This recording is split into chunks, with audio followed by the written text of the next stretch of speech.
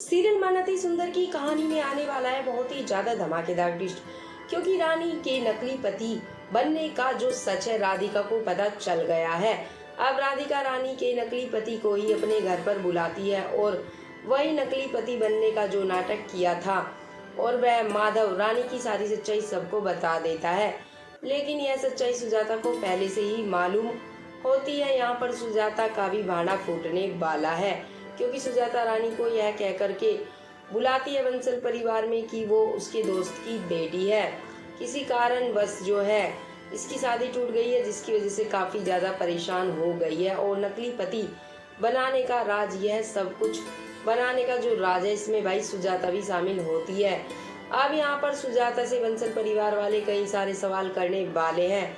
ज़्यादातर दादी सवाल करती है कि सुजाता आखिरकार तुम झूठ क्यों बोली कि रानी का असली पति उसको छोड़ करके चला गया है और रानी पागल हो जाने वाली थी, जिसकी वजह से इसको घर में लाई। सुजाता से अब ऐसा सवाल दादी करती है। अब सुजाता के पास कोई भी जवाब नहीं होता है, क्योंकि रानी के साथ सुजाता भी मिली हुई होती है। अब यहाँ पूरे बंसल परिवार को पता चल जाने वाला है, यहाँ तक कि दिव्यम को जैसे ही पता चलता है कि रानी नकली पति बना करके शादी टूटने का नाटक की थी, तो यहाँ पर दिव्यम काफ़ी ज़्यादा गुस्सा करते हुए नजर आने वाला है।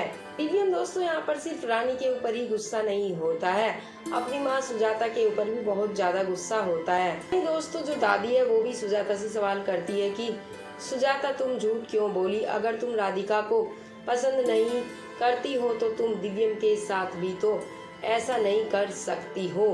रानी को जबरदस्ती तुम दिव्यम के हाथों में थमा दी। आज यही वजह है कि रानी को इस घर में प्यार नहीं मिला।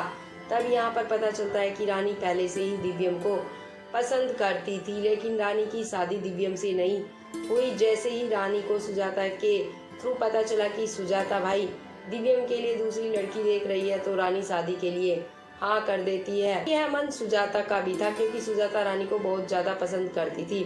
और दोस्तों सुजाता इसी प्लानिंग में थी कि राधिका को घर से निकाल करके एक दिन कभी ना कभी वो दिव्यम और रानी की शादी होगी और सुजाता अच्छा मौका पा करके रानी के नकली पति बनने का नाटक करवा के शादी टूटने का भी नाटक कर देगी और रानी को बेचारी बना करके अपने घर में लाया जाएगा, ताकि कुछ दिन के लिए खुद को संभालने का मौका मिल जाए। लेकिन बाद में रानी के नकली पति से पता चलता है कि रानी ने पैसे दे करके माधव को नकली पति बनाने का नाटक करवाई थी। यह सुनते ही दिव्यम सबसे ज़्यादा गुस्सा होता है और रानी का हाथ पकड़ करके बाहर कर देता है। दिव्यम कहता है कि इस तरह की धोखेबाज औरत इस घर में नहीं रह सकती है। दिव्यम रानी से कहता है कि रानी इतने दिन से मैं तुम्हारे ऊपर तरस खा रहा था कि बेचारी के साथ जो भी हुआ सही नहीं हुआ, लेकिन अब सबसे ज़्यादा गुस्सा तुम्हारे ऊपर आ रहा है, इसलिए अभी के अभी मेरी नज़रों से हट जाओ। और दिव्यम खुद ही रानी का हाथ पकड़ करके घर से बाहर कर देता है।